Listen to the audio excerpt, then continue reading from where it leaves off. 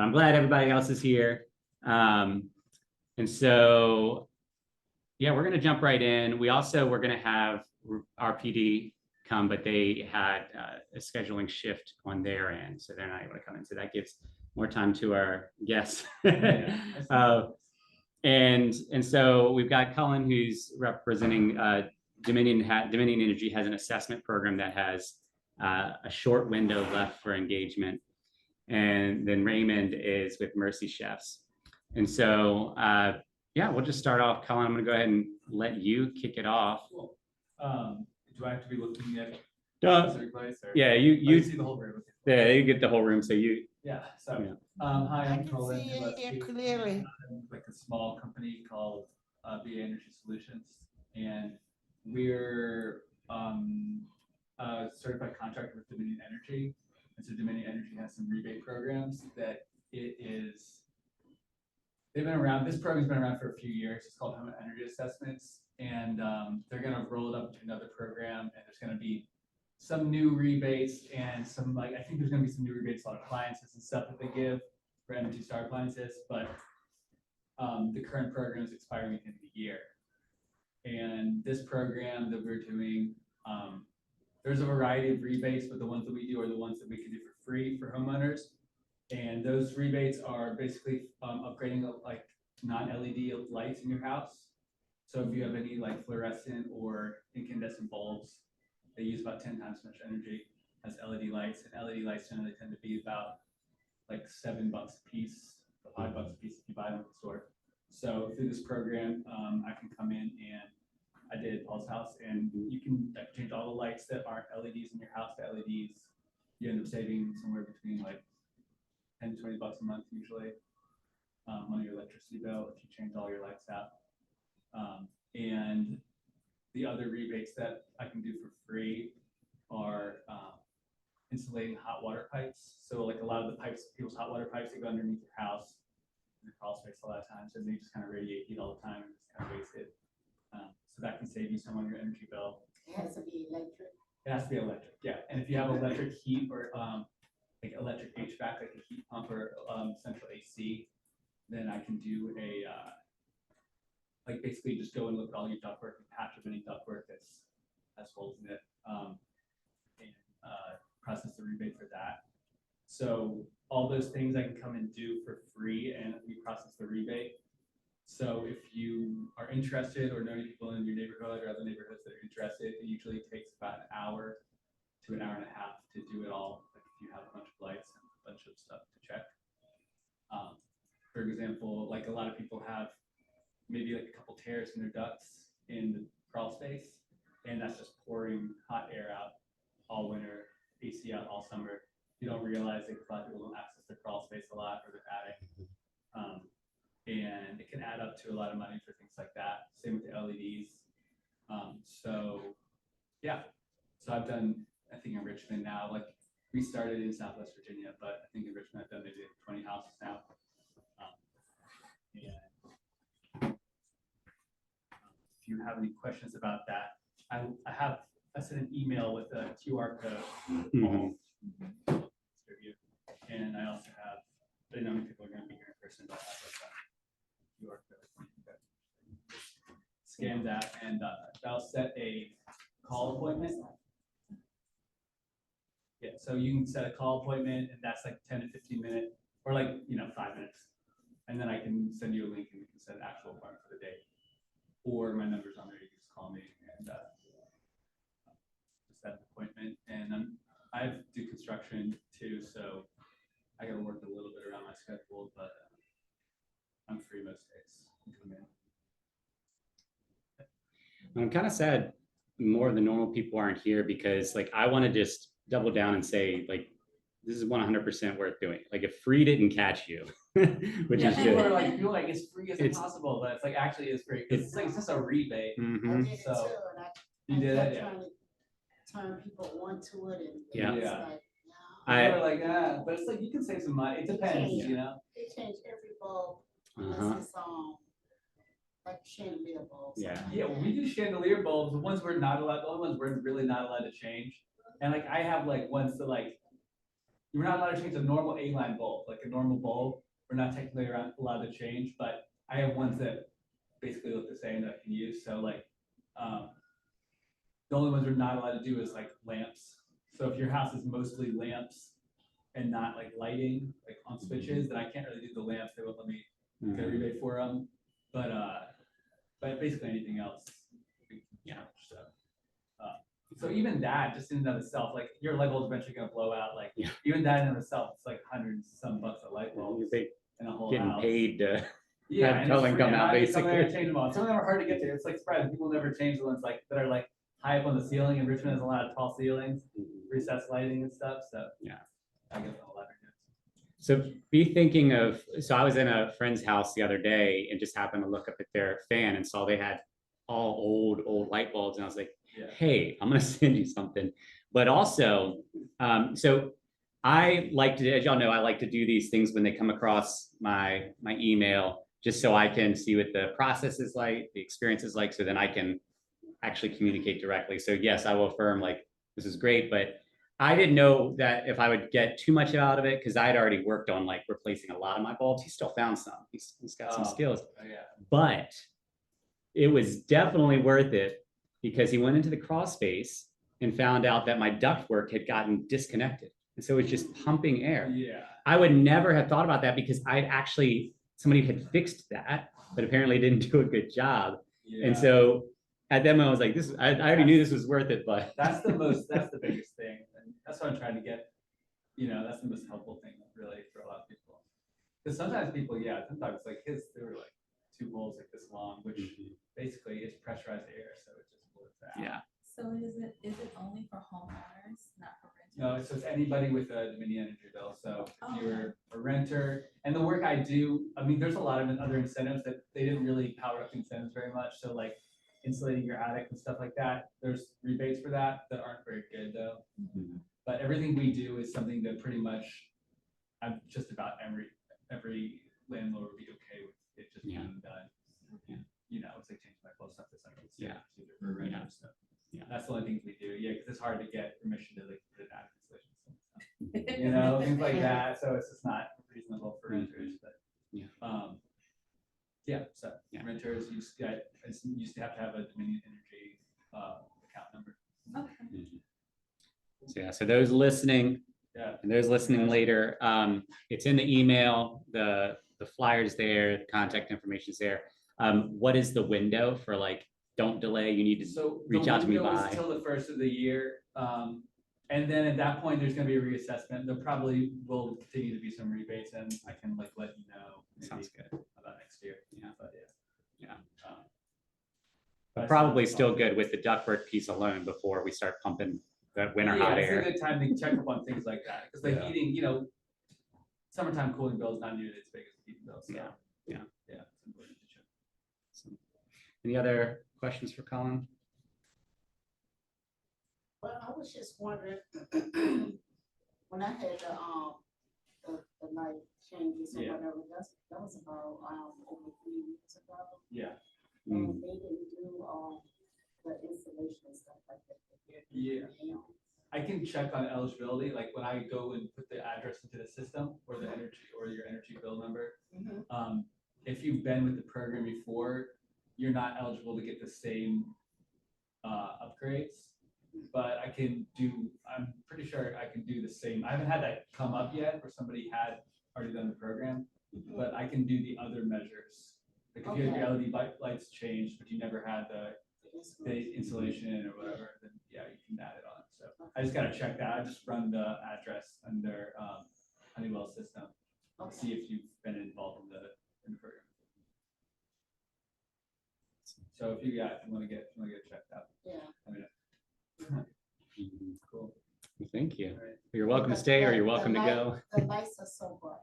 Oh, yeah. Really bright lights. Oh, really? It makes a big difference when Yeah. you walk in the room. Oh, nice. Yeah. It's a good And the bulb doesn't get hot. Yeah, the bulb doesn't get hot. Yeah. And I do all the lights I got are 2700K is what they call it, but it's like a soft, a little yellower. So it's a warm white. Yeah, warm white. Yeah. Exactly. That's what I like. Yeah. Cool. Thank you again. And I Right, just want to cool. double down again. It's worth doing. Don't delay. He'll work Yeah. through the Send me an schedule. email, call me, Yeah, whatever. it's very quick and worth it. Okay, thank you, I appreciate your time. Yeah, thank you. And we have the, Thank you. soft copy of this. I hear somebody talking. Frida said thank you. Oh. We have the soft copy of this already, right? Huh? Yeah, On the- Electronic? Yeah, yeah, yeah, yeah. Mhm. Yeah. Yeah. Cool. It's that 3 hours of sleep. I'm like, what does soft copy mean? Like, my brain was not working. It's okay, because I couldn't come up with the Yeah. I'm right there with you. I told her, Tired. both of us came inside. I was like, this will be a fun meeting. So, yeah, but yeah, in the email, all the information. And perfect. yeah. Cool. Well, thank you, Colin. Thank you, Appreciate it. guys. Yeah, thanks for listening and spreading the word. Appreciate it. Thank you.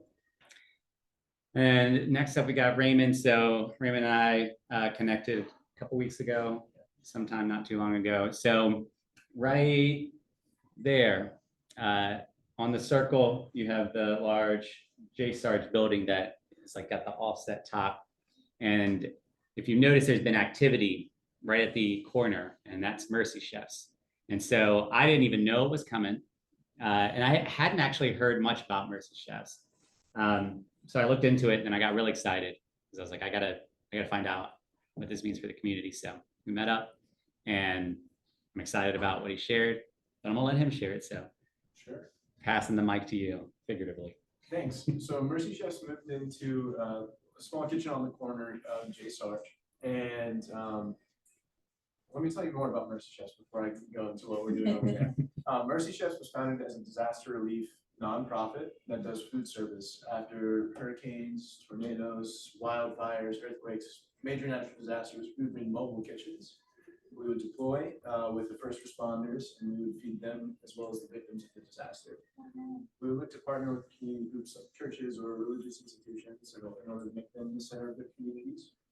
And we would do outreach from there with food. Disaster only happens so often during the year in America, and we had some excess resources. So around 2012, Mercy Chefs was like, hey, let's try to feed people in our backyard for the community need that's right here. So from that, in 2012, Mercy Chefs did their first community kitchen in Portsmouth, Virginia. And that's doing very well today. They're offering thousands and thousands of meals every month. We have one now in Nashville, Dallas, Portsmouth, and here in Richmond.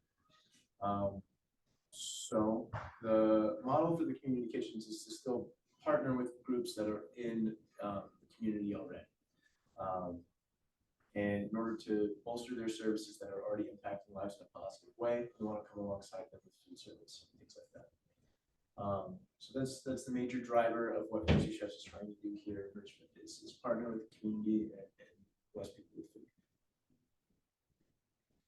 So the model does not work like a walk-up food service. We do not have the capability to have people walk into the space and pick up a hot meal. We can't do that. We also realize that we can go pretty much anywhere in the country and give away free food that's done at the level that we're doing. We have a really amazing chef team that does high-quality hot meals, and we want to see that impact folks in the greatest way possible. So in order to do that, we're looking to partner with some folks in the community and do food service with them. So in Portsmouth, for instance, we partnered with Park Place Schools. That's a school for low-income students, and we do all their lunch and breakfast services, as well as some after-school programming.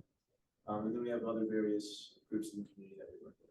So we're looking to recreate that model here in Richmond.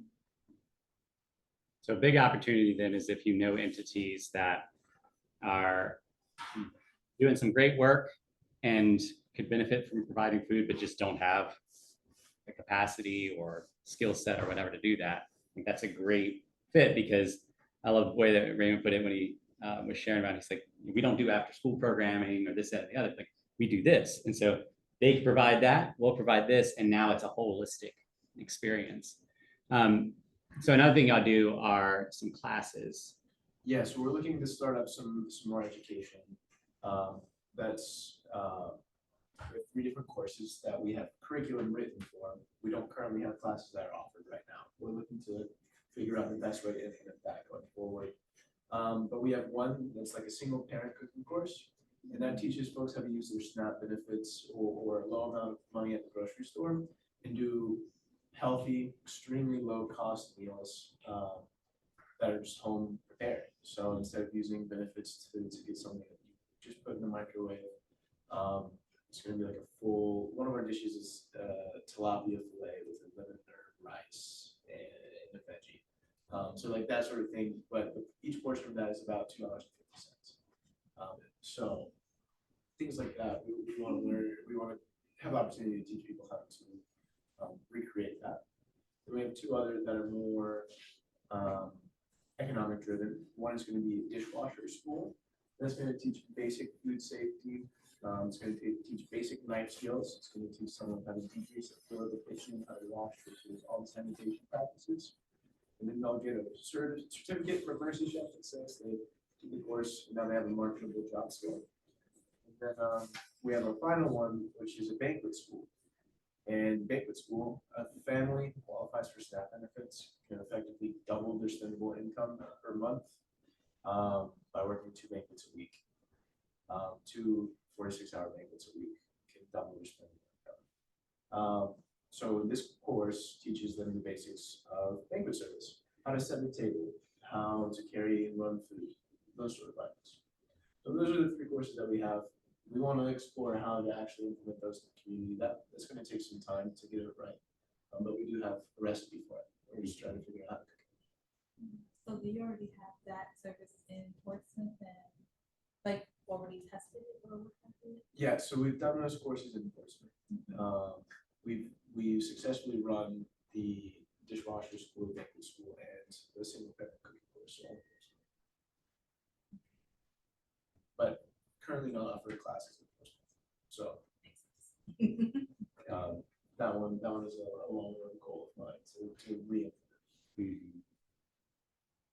So in addition to thinking of potential entities that can be a good connection, how else can community like ours, neighbors like ours, be of service to Mercy Chefs, connect with Mercy Chefs? Volunteers are the backbone of most of what we do at Mercy Chefs. If we need to prepare, 600 meals in a day, we will have our managing chef, we will have our kitchen assistant, but we need volunteers in order to meet that volume, especially if we're going to plate many meals. So volunteers, we always have a demand during the week for volunteers. And then also fundraising is also part of being a nonprofit.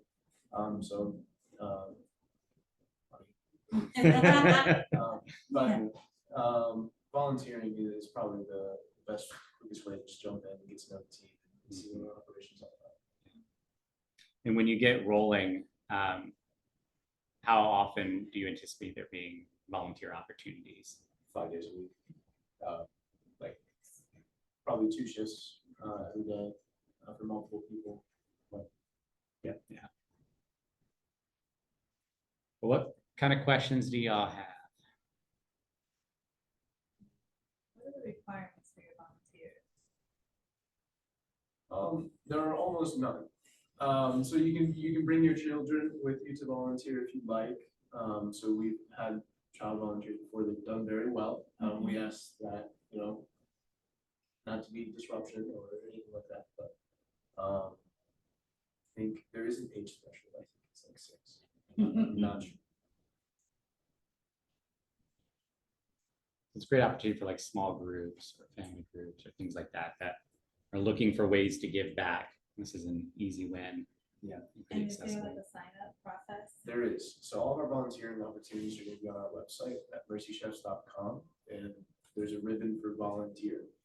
And you'll be able to filter down to each of our volunteering opportunities, whether that's we're on a deployment in a certain place, one of our community kitchens, or otherwise. And we can sign up individually or as a group? Yes, you can do both. Well, okay. It might be best for everyone who's coming to sign up as an individual, but there's other ways. Volunteer at Mercy Chefs is at mercychefs.com is the email address that we use for any special volunteer.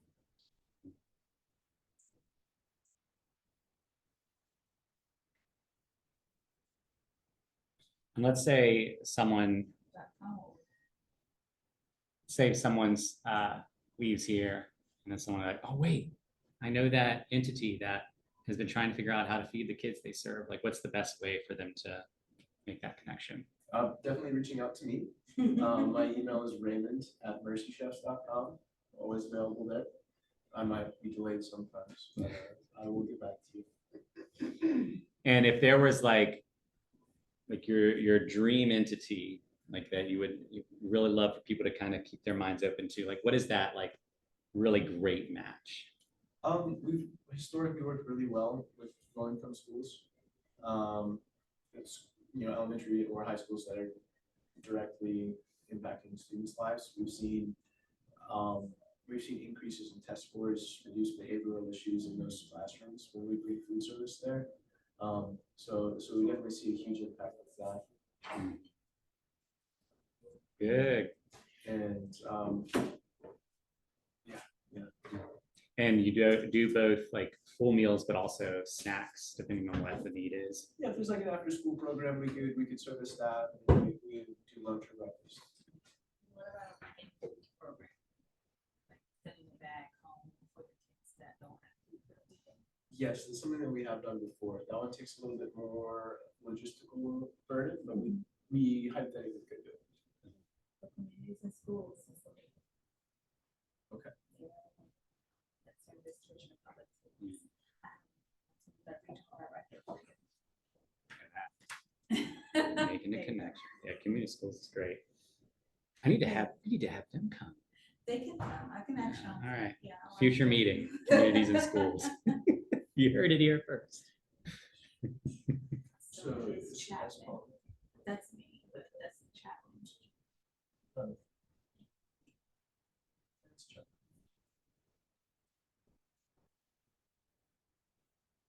Do you all have any other questions? Happy to answer. So thorough. Well, and their location is great so that when you're walking by, like you can peek in and see a little bit of what's going on in there, because it is that corner thing. So it's like straight on through. But occasionally you'll see their van out there. I saw it today, sometime recently. I saw it out there. Yeah, today we did lunch for the Virginia volunteer organization after disasters, so the MOAB. And that was out in like Culpeper, so we did do a big drive. But yeah, we brought in chicken salad for the lunch. It's great.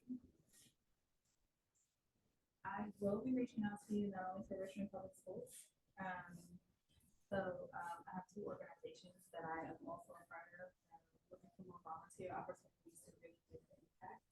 And they're usually looking for the impact to be Christian led as well. So definitely want to reach out to you. And you have 100 to 300 to 700 strong. Volunteers at once?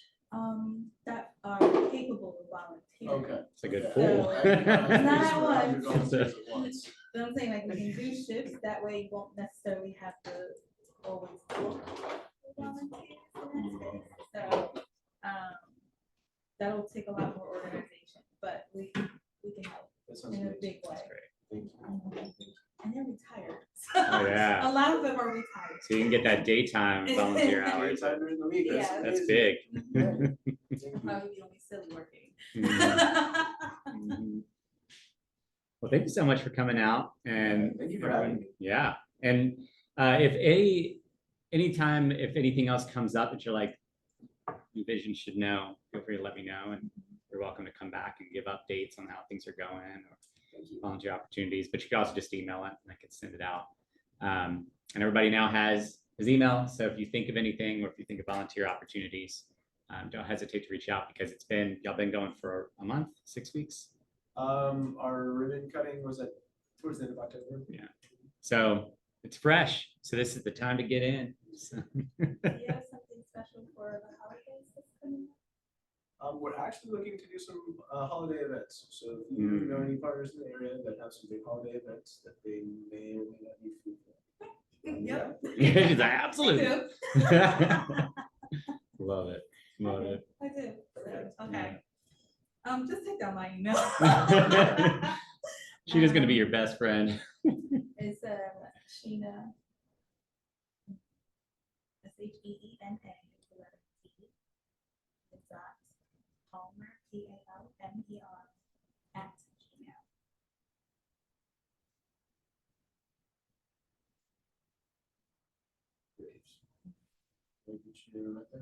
That's perfect. Yeah, thank you again, and yeah, appreciate you coming out and stay connected and see what happens. Absolutely. I'll keep you in the loop. Looking Yeah. forward to working with you all. Yeah, that's great. This might be our shortest meeting ever, but I did want to open up the floor to any other That's funny. so Frida, I'm still having speaker issues. So if you could put it into the chat, then I can Okay. read it. But yeah, if anybody has any comments, questions, things they want to report, I don't know if you wanted to share anything about the speed thing y'all went to and got some good food at. Oh, yeah, so the city hosted an event for basically public transit, particularly the work that they're doing around speeding and safety in the neighborhoods, that sort of a thing. So all of the details are on the website. I don't know if I can do it all justice here, but some of the main things that were takeaways are, you'll see that they're starting to put in a couple of things, particularly in this neighborhood. We're getting the crosswalk tables. You'll probably have seen them on 21st and 22nd. They just put them in. They're basically like raised crosswalks. So basically it's a combination of speed bump and crosswalk. Yes. So they're putting those in around the neighborhood. We did not get one on 20th Street, No. unfortunately, but We've been those are the trying. other streets adjacent to us got them right where we need one. They also are adding additional speed limit signs, not stop signs, but speed limit signs, as if anybody didn't know already, but whatever. And then they're also putting in the mobile platforms that show the speed that you're going. So there's now one on Bozeman, I think. Saw people that, might have seen it yeah. Now they added one there, and there are a couple others around. So Mhm. those are the main things that they were reporting on doing to try and get the speed down. They talk about some of the other improvements they're doing to the neighborhood as well. But spoiler alert, they said it's probably gonna be 3 to 5 years before we all get sidewalks. So that is part of the long-term plan. So if we want to get any of these other improvements that we were talking about in this group particularly, we're gonna need to be more active in lobbying city council for those sorts of things, because they're not making it a priority. So that's what we heard. I mean, I'm glad to hear that there is actually conversation about it, but that time frame is not great at all. And we did, there was a contingency of us on 20th that tried to work together to get some kind of speed mitigation and just hit walls on it. Allegedly, there was a study done. None of us I'll do it. saw it, and it was apparently over the course of 48 hours, and we're all out. So not saying they didn't do it, but I don't know. But they came back saying that the average speed was not enough to justify any kind of mitigation. But They also said that we Well- didn't have the volume, which is the other thing that I found to be confusing. that is surprising because I feel like we have more volume than 21st and 22nd. Yeah. Maybe not 22nd, but But so here's the thing, if there was a study done, when did they do this study? Because during the morning, people are purposely driving slower because of the little flashy thing for the schools. It's, it says, speed limit is 20 miles per hour when this is flashing or what have you. They're purposely going in because there's a police car parked right there as well. Well, we're talking about on 20th. So people used to block over yeah, from Mosby. they our cut out street Mosby by so that they flying could go down. fast. Flying down. Yeah, and we frequently have accidents at both ends, like pretty common. There's a white SUV that's very loud, the one every day. And it does So- on film when he says it. Send it over to Yeah. Frank. Yeah. Oh, So, wow. It's That I is mean, gonna kill somebody. and particularly because we don't have the sidewalk, so it's very common for kids, those with limited mobility to be in the street. Correct. So yeah, so I appreciate you giving the update on that, and it's just one of those things. Sometimes you just got to keep on pushing. More petitions, more action. I think that's what's Mhm. called for here. That's pretty much what the city people were saying that we were talking to too. Is we just have to make a lot of noise about it for things to change. Mhm. Mm. Yeah. He was sent oh yeah, I just saw something about this too. Midas of Richmond. So Midas is about to open a location down on Main Street, and they have a Friendsgiving at Church Hill. Join us for a free afternoon of food and fun at our newest location. Refreshments provided by Smashed 804, raffle prizes from local businesses, fun for the whole family. So that is this Saturday, the 18th from 12 to 2, and it's 2018 East Broad Street, so not Main Street. They're on Instagram at Midas RVA. So if you don't have any plans, 12 to 2 on Saturday, you can go hang out with Midas. And I have a friend who is in the nonprofit sector, and she was actually talking about Midas, and apparently like they are very good at giving back and getting involved and getting engaged. So yeah, I'm curious I don't think I will be able to make it to this, but if I end up being home, I'm solo with the kids for 5 days. And so easy lunch is a win for me. Frida, I don't know if you ended up having anything, I didn't see anything come through on the chat, but feel free to send that. Anybody else have anything they want to share? I was just wondering, why did the library take away parking? So there is a program through, maybe it's the James River Association or some entity like that, where basically, and I'm gonna mess this all up. I'll do my best to try to remember. But there's some funding to address stormwater runoff and to find ways to use the landscape to mitigate that. And so they had, I guess, won like a grant to be able to partner with the entity. And so they came in and did that. So there was the downside of losing those two sides. Fortunately, they still have the lot. But up until the plants came in, I was like, what in the world is happening there? And it's also interesting too, because it's meant to be more functional landscaping than aesthetic. And so different seasons, some of the plants just look like tall grasses. But I think once they do the final touches and finish it up, hopefully it'll end up giving it a unique look, right? Yeah. Standing out. But yeah, Right now, they don't have that unique look. yeah. Well, and what's interesting is too, like, I'm surprised nobody has like hit those medians yet, because people are used to it being a nice wide road. Yeah. Every time I see it, I'm like, someone's gonna like just smash into it. But Well, it We'll kind see. of makes people slow down. which is true, and that's good. And maybe that's what we need to do is some stormwater landscaping. But I know Adam Zimmerly at the library was really excited about the project. And so if anybody has any more questions about that, I'm sure he would gladly share more details. Trying to think if I have anything else. The Healthy Homes program, I've had that in the email. If you know anybody who could benefit from repairs to their house, it's currently waitlist, but they will open it back up. And it might not even be waitlist. It might just be they push pause on It's a accepting. long process too, because I recommended someone that they come out quickly Yeah. to look around and let you know whether or not you Mhm. were accepted for the program. Yeah. but It takes a long time. And to hopefully start.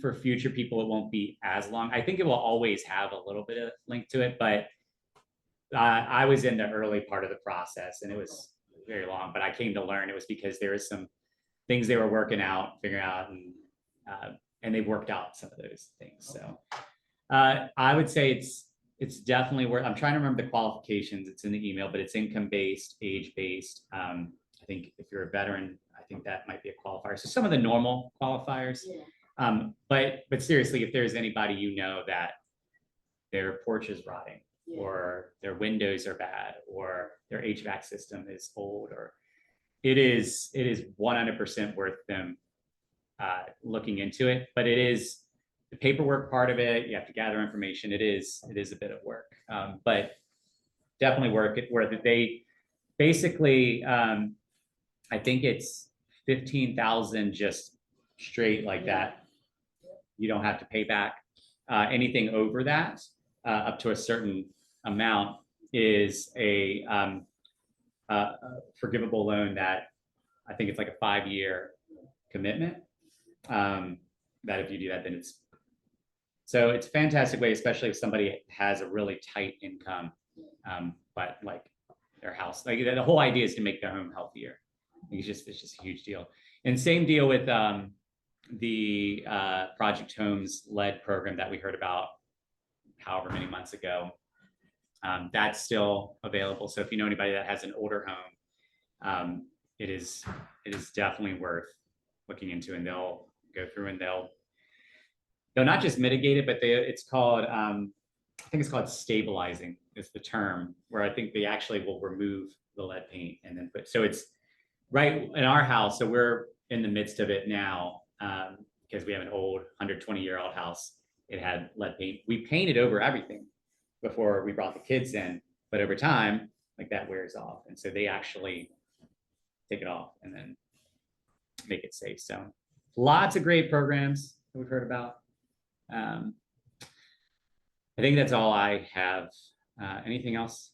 Well, one thing I also want to share with everyone, now that I do work in the Richmond public school system as well, they're hiring, they are hiring for people who are teachers or on their way to get their certification.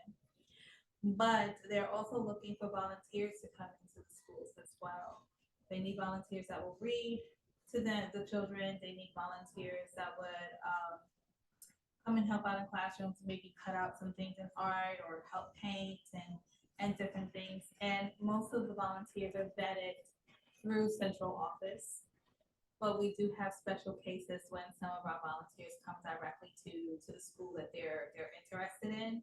So whether you're in the East End or North Side, West End, or South Side, and obviously we're on an East End call, but just look and see what the need is, and sometimes we can really help a lot just by being in another body basically in the building. They are severely understaffed. As far as Richmond Public Schools, like it's just severely understaffed in almost every building. So if you come in and you volunteer and you just be a small need, even with answering phones for people, or you may not know anything, but you're helping to have a conversation with someone on the other line, and get information for them from someone who does know, or just talk to a child that may need a conversation from someone different, and yeah. So they're volunteers, and there's also they're hiring with Richmond Public Schools. And there are large bonuses for those who are interested in working. Yeah. One other thing I did just think of, a year and a half ago, we talked a lot about the project at 2200 Carrington Street. Yeah. So they have actually started putting the foundation in on that. So that's a whole other conversation. We got past recordings if anybody doesn't know what that was all about. But I hadn't heard much about it in a while and was wondering when it was going to happen. And then suddenly it goes. So, yeah, well. How do you get involved to volunteer? So the first thing you do is select what school you would like to volunteer with. It's usually by distance. So here you have MLK, Armstrong, Chimborazo, Henry Marsh. Henry L. Marsh, and there's another one. Bellevue is further down. Fairfield is further Bellevue is Wickham, Woodville. or no, Woodville, I think, yeah. Woodville. So those are the ones that are kind of in this area, but Richmond Public Schools has a lot of schools.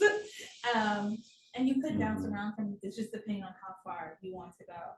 Because when you go on to, was it RVAschools.net?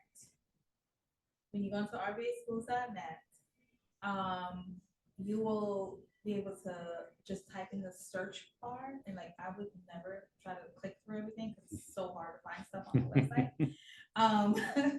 But you go into the little search glass that's in the top right corner, and you just put volunteer, and it'll lead you to the form that is an electronic form that you will be able to fill out.